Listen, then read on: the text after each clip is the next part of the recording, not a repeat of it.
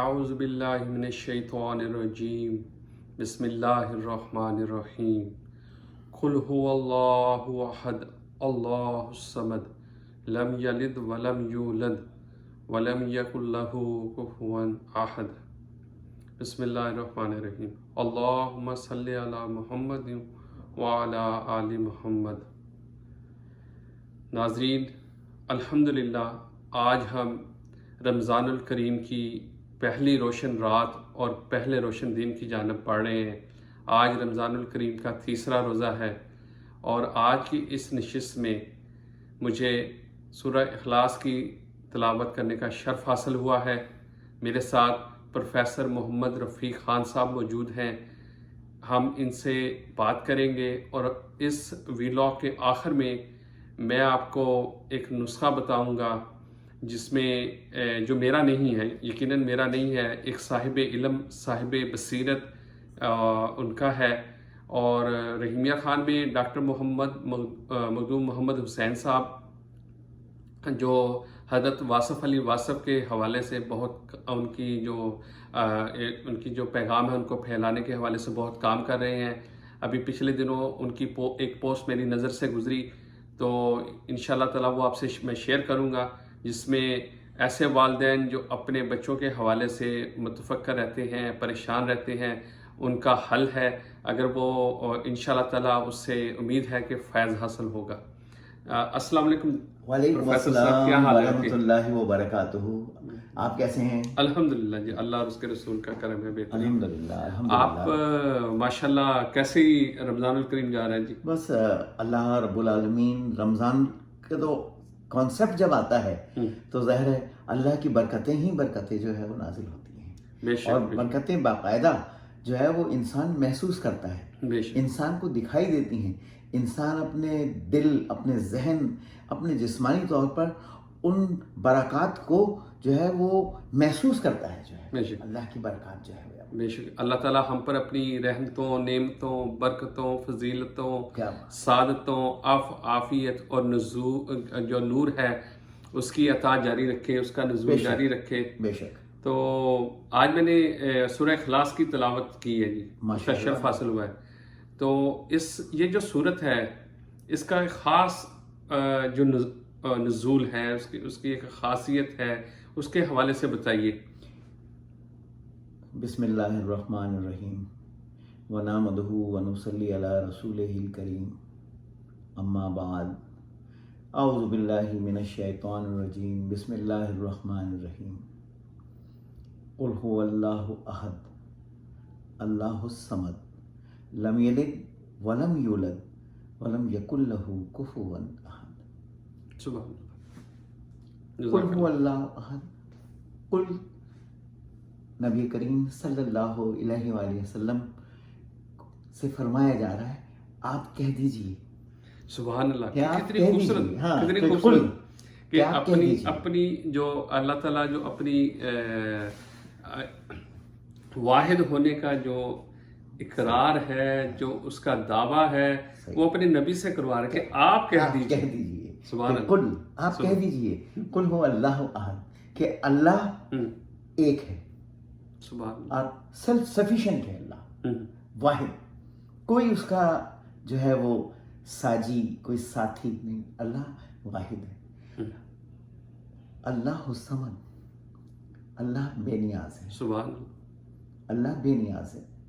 بے نیاز اسے کہتے ہیں کہ جس کی اپنی، جس طرح انسان کی اپنی بہت ساری خواہشیں ہوتی ہیں، ہزاروں خواہشیں ایسی کہ ہر خواہش پہ دم نکلے، تو انسان کی تو خواہشیں ختم نہ ہونے والی ہوتی ہیں، ایک پوری نہیں ہوتی دوسری کی آس ہو جاتی ہے، دوسری پوری ہو جاتی ہے تو تیسری کی نہ ختم ہونے والی خواہش ہوتی ہے۔ تو اللہ اس میں بے نیاز، تمام خواہشات جو انسانی ہوں ان سے وہ بے نیاز ہے۔ اچھا، میں تو سبھی جس میں بھوک لگنا،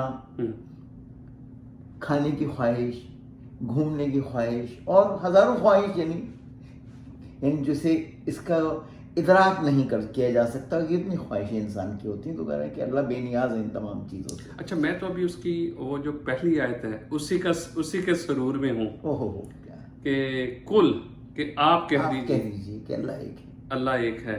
تو اللہ تعالیٰ اگر چاہتا تو اس میں بھی کوئی خاص حکمت ہوگی. اللہ چاہتا یا ایھا الذین آمنو، اے ایمان والو تم کہہ دو، تم کہہ دو، اے انسانوں تم کہہ دو کہ میں ایک ہوں. اپنے پیارے نبی صلی اللہ کیوں چنا؟ علیہ وآلہ وسلم کی زبان میں اقدس سے الفاظ کہلوائے جا رہے ہیں کہ آپ کہہ دیجئے. یعنی یہ دیکھیے ایک محبت کا اور ایک ادب کا انداز دیکھیے اللہ رب العالمین نے جو اس میں یعنی جو اپنے نبی کریم صلی اللہ علیہ وسلم کی محبت ہے، کیا بات. الفت ہے، چاہت ہے، یہ اس کا اظہار ہے. جیسے ہم اپنے معاشرے میں دیکھتے ہیں کہ جب ہم نے اپنی کوئی خاص بات کسی کو بتانی ہو تو ہم کہتے ہیں یار تم کہہ دو. تم کہہ دو، بالکل رائٹ. بہت پیاری بات یہی چیز ہے کہ آپ فرما دیجئے، آپ کہہ دیجئے کہ اللہ ایک ہے. اللہ is only one. Allah al Samad, Allah self sufficient ہے، بے نیاز. تو ہماری تو جو ہے وہ سارے ہی خواہش ہوتی ہیں، اس کی تو کوئی خواہش نہیں. سبحان اللہ.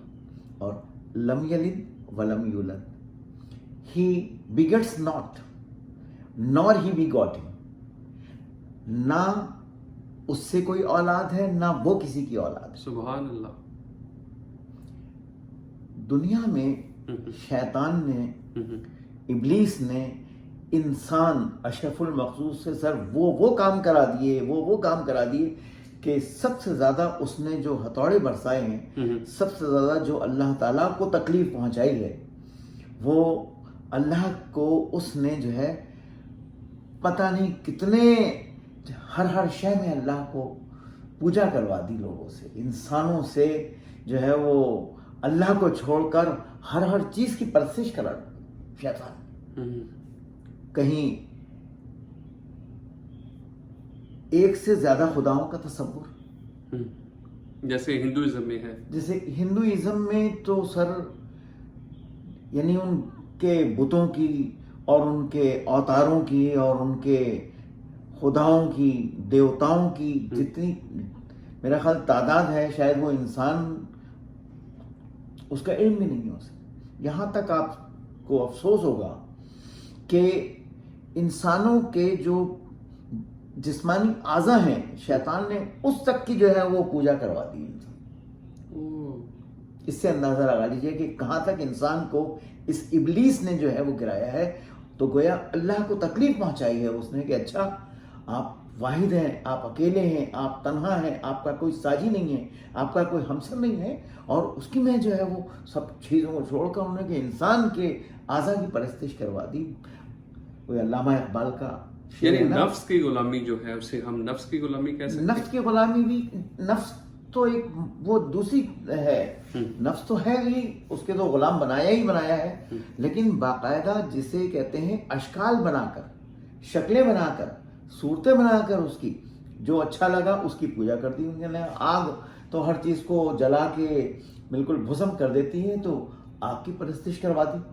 اچھا یہ جو ہماری جو رب کریم پہ یقین ہے، ہم جو اللہ سبحانہ و تعالیٰ پہ یقین ہے، اس میں کوئی خوف کا عنصر نہیں ہے کہ ہم کرتے ہیں، ہم کہتے ہیں، لیکن ہم بہت سارے جو دیکھتے ہیں لوگ دنیا میں ہیں، وہ جیسے اب آپ نے آگ سے انہیں خوف آیا، انہوں نے آگ کو بنا لیا. بالکل صحیح. انہوں نے کسی جانور سے خوف کیا، اس جانور کو اپنا معبود بنا لیا. تو اس کے پیچھے تو ایک خوف کا عنصر ہے. خوف کا بھی عنصر ہے، اور دوسرے ان کے ذہن میں یہ ہے کہ یہ چیز طاقتور ہے. سورج نکل رہا ہے تو سوچ رہے ہیں اچھا پوری دنیا کو روشن کر رہا ہے، اس کے آگے جو ہے وہ انہوں نے ہاتھ باندھ کر کھڑے ہو گئے. یعنی انہیں بظاہر یہ نظر آ رہا ہے یہ خود نکل رہا ہے، کہ یہ خود نکل رہا ہے، لیکن وہ خود تو نہیں نکل رہا، اس کو نکالنے والا تو کوئی ہے. اچھا چاند کو دیکھا تو یہ تو سورج سے زیادہ خوبصورت لگ رہا ہے، اس کی ٹھنڈک بھی محسوس ہو رہی ہے، اس کی پوجا کرا دی. درختوں کی کہنا ہے اچھا درخت فائدے مند ہے، درختوں کی پوجا جو ہے وہ کرا دی. جانوروں کی جو ہے وہ کرا دی. ایون کہ ہندو دھرم کے اندر تو گائے کو جو ہے وہ بہت بڑا درجہ ہے، نہیں اسے ماتا کہہ دیا انہوں نے، کہ ماں کا درجہ جو ہے وہ دے دیا کہ جناب یہ ماتا سے مراد یہ ہے ان کی کہ جناب اس سے دودھ بھی حاصل ہو رہا ہے، اس سے جو ہے ہمیں بہت ساری چیزیں حاصل ہو رہی ہیں، اور یہ ہمارے لیے جو ہے وہ ایک ماتا کا درجہ رکھتی ہے. اسی کی پوجا جو ہے وہ شروع کر دی انہوں نے. اور یہ سلسلہ تو خیر جہاں سے چلا تھا وہ ایک بہت لمبی کہانی ہو جاتی ہے کہ وہ بچڑے سے عبادت کا تصور حضرت موسیٰ علیہ السلام کے زمانے میں جب موسیٰ علیہ السلام اللہ تعالیٰ کے پاس جو ہے وہ 40 دن کے لیے گئے ہوئے تھے، اس دوران جو ہے وہ ان کے امت نے جو ہے وہ بچڑا بنا کے اس کی پوجا کر دی، جو ہے وہ سامری جادوگر نے اس کے اندر اپنے جادو سے آواز بھی پیدا کرنے کی کوشش کی تھی۔ بالکل۔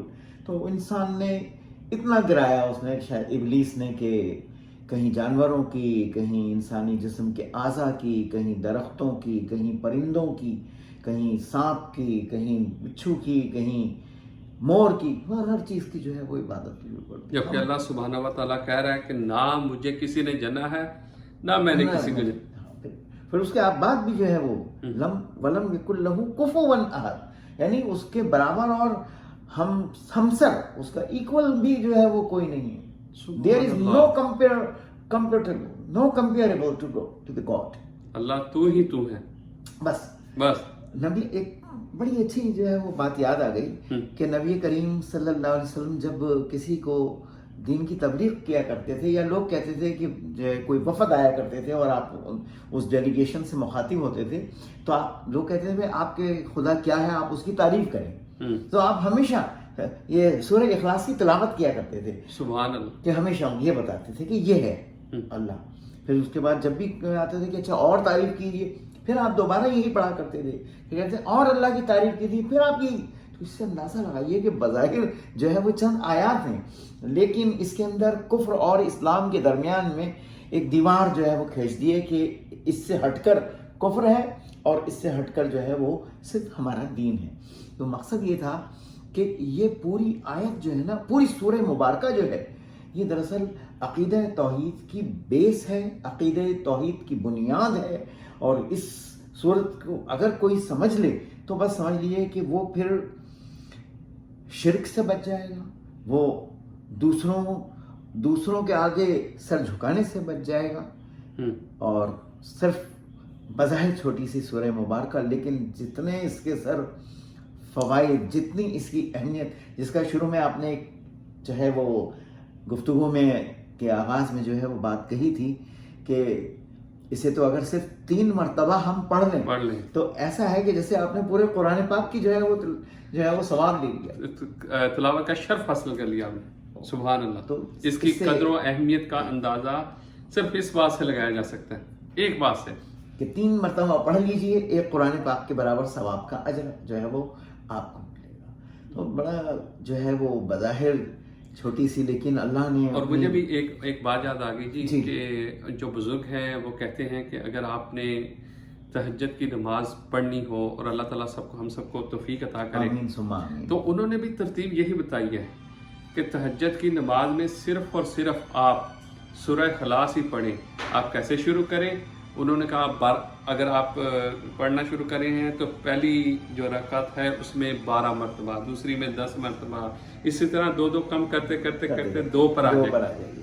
سبحان اللہ۔ تو اس کی قدر و اہمیت تو ماشاءاللہ روشن ہے، روزے روشن کی طرح یہاں ہے۔ تو ناظرین، میں نے آپ کو بتایا تھا کہ پچھلے کچھ دن پہلے میری ایک ڈاکٹر محمد حسین صاحب کی ایک پوسٹ گزری، جس میں انہوں نے حضرت واصف علی واصف کا ایک قول نقل کیا کہ اگر آپ کے بچے آپ کو پریشان کرتے ہیں، یا ان کی بہت سارے ایسی فیملیز ہیں جن کی نافرمانی تک کی حد تک چلے جاتے ہیں بچے، آج کل جیسے کرونا ہے، کرونا کی وجہ سے بچے فرسٹریٹ ہیں، گھر میں رہ کر سکولنگ ہو نہیں رہی، اور ہم پراپرلی ان کو جو ہوم سکولنگ کا کنسیپٹ ہے وہ بھی نہیں دے پائے، اور ہمارے ہاں جو آن لائن کلاسز ہیں ان کا جو حشر ہوا ہے وہ بھی ہمارے سامنے ہے۔ تو واصف علی واصف صاحب نے کہا کہ اس ایسی صورتحال میں جو والدین ہیں وہ اپنے والدین سے رجوع کریں، اپنے والدین وہ حیات ہیں تو ان کے پاس جائیں، اگر وہ فوت ہو گئے تب بھی ان کی قبور پر جا کر ان سے یہ درخواست کریں کہ ابو جی، امی جی، ابا جان، امی جان، آپ اپنے پوتوں کو، اپنے پوتیوں کو ادب، علم اور جو ان کی محبت ہے اس کا فیض عطا کریں، تو مجھے تو بہت اچھی یہ بات لگی، میرے دل میں بہت یہ مجھے خوشی محسوس ہوئی کہ کیسی خوبصورت بات کہی ہے کہ اگر ایسی صورتحال ہو آپ اپنے والدین سے رابطہ کریں، ان سے پہلے تو اپنی معافی مانگیں کہ آپ ہمیں معاف کر دیں اور اپنے پوتے اور پوتیوں کو فیض عطا کریں. کیسی بات ہے کیا ماشاء اللہ جو ہے وہ دیکھیے اصل میں یہی چیز ہے کہ جب ظاہر سی بات ہے کہ جس معاشرے میں مصروفیت بڑھ جائے، جس معاشرے میں جو ہے وہ یہ موبائل نے اسپیشلی طور پر جو ہے وہ ہماری نسل کو برباد کرنے میں زیادہ کردار ادا کیا. ہم نے حالانکہ یہ ایک فائدے کی چیز بھی ہے لیکن ہم نے اس سے جو ہے وہ فائدہ کم اٹھایا ہے، اس سے جو ہے وہ ہم نے اپنا وقت برباد زیادہ کیا ہے. چلے ناظرین، اپنا بہت سا خیال رکھیے گا. روشن رات اور روشن دن رمضان الکریم کی پہلی آ رہی ہے. یہاں امریکہ میں تو آنے والی ہے اور پاکستان میں جمعرات جو ہے پہلی روشن رات وہ گزار کر یقیناً اس وقت لوگ سحری کر رہے ہوں گے، اور ہم انشاءاللہ تعالیٰ کل روشن دن جمعۃ المبارک رمضان الکریم کا پہلا جمعہ ہے. اللہ تعالیٰ ہمیں اس ماہ رمضان کی تمام رحمتیں، برکتیں، فضیلتیں، سعادتیں، عافیت اور نور عطا کرے تاکہ وہ ہمارے لیے آخرت کا سرمایہ بنے. اپنا بہت سا خیال رکھیے گا اپنے اس چینل کا. اسی کے ساتھ ہمیں اجازت دیجیے، اپنے اگلے ویلاگ میں آپ سے ملاقات ہوگی. السلام علیکم.